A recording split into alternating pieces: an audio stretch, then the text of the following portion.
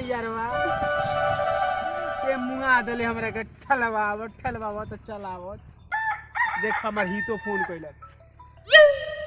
हाँ पार्टनर का हाल बा? बहुत बढ़िया बा, अपन सुनाव। अरे हमारा आफत में प्राण फंस गइल मर्दे, तू मजा लेत रह न दिल्ली में जाके। हाँ इतना ना मजा, फुटा आदमी आफत हो गइल बा। अरे जान रही झूलनवा का कइले बा हमरा साथे? का कइले बा? रुक ना, फंसा लगी गियर में। मने गाड़ी के झूलनवा ठेलता यार, आ हम डुगरावा तनी। अच्छा गाड़ी के ठेला था? अरे भाई जान रे का भइल, अब सुनबे तो तेरे हालत जियान हो जाई। रोड पर इतना बिजोड़ गाड़ी हो कोई लोग, इतना बिजोड़ हकनी है यार, मजा आ गइल। हवा हा हा लागत लगत दिल ठंडा हो गइल। ठीक बा तो आइल गौवा खड़ांजा आइल ह तो परसों को तो उतर उतर उतर उतर तो हम खुश हो गनी है। हम उतर गनी तो हम कनी बुझाता गौवा में हमारा वही जमा के चले के पड़ी। ठीक बा खुश हो गनी है तो इजन रे का कहता 51 रुपया रे पेट्रोल हो गइल बा। 51 भइल बा? हां साला 91 रुपया 75 पैसा। अच्छा हाँ कितना 91 देखत रे सुनत रे का कहता।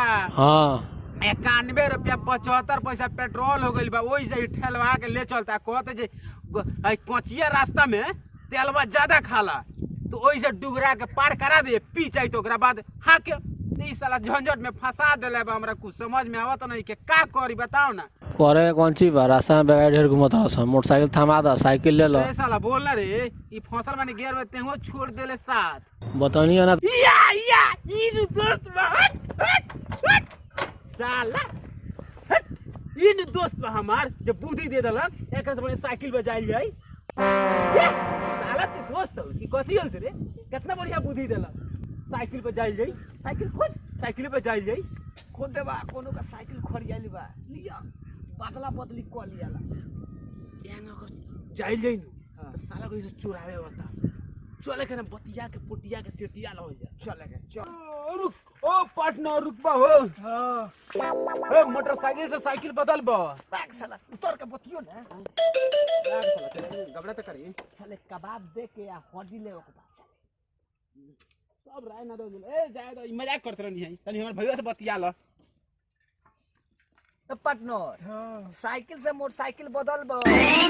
ला पादी मोटरसाइकिल साला पहले 50 रुपया पेट्रोल लेता, अब 91 रुपया हो गई।